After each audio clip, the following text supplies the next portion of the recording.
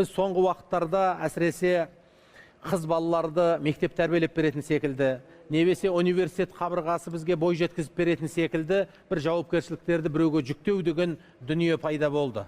Өкінішке орай қызымызбен сырласуды ұмыттық, әсіресе әкелер. Себебі әке мүмкін оның ішіндегі бүкіл сырына жауап бере алмас, бірақ сыртқы сезімдерін қалыптастыруда әкенің орны үлкен ғой. Сол себептен қызыңызды сыйлаңыз, қызыңызды сіз құрметтеңіз, қызыңызды сіз қыдыртыңыз. Көбінде ата-аналар,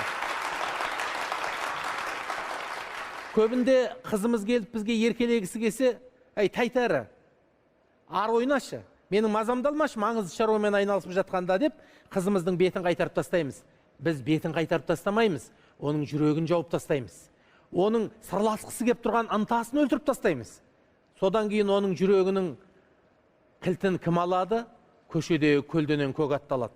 Бәлкі ол жігіт, бәлкі ол құрбысы, бәлкім өмірлік тәжірибесі жоқ бір досы. Сөйтемізді кейін қызымыз басқа бір адамның кілті арқылы басқа бір адамдарға жүрегінің құлпын ашып қойған кезде, қызым, мен сенен мұндай сөзді күтпедім, қызым, мен сенен мұндай қылықты күтпедім деп ренжіп жатамыз, өкінішке орай. Сондықтан әсіресе әкелер, сіздерден өтініп сұрайтынымыз, сіз ұлыңызбен мүмкін аңға шығарсыз, сіз ұлыңызбен мүмкін қыдырарсыз, бірақ үйге келгенде көбірек қызыңызды еркелетіңізші.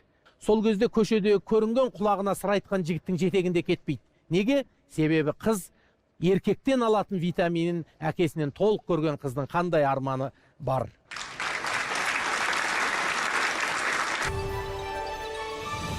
Құрметті көрермен, біздің YouTube-тағы Тәлім Тренд каналына жазылыңыздар. Тәлім Трендте айтылған әңгімелердің толық нұсқасын көргіңіз келсе, Тәлім Тренд қосымшасын ұялы телефоныңыздағы App Store немесе Play Market'тен көшіріп ала аласыздар.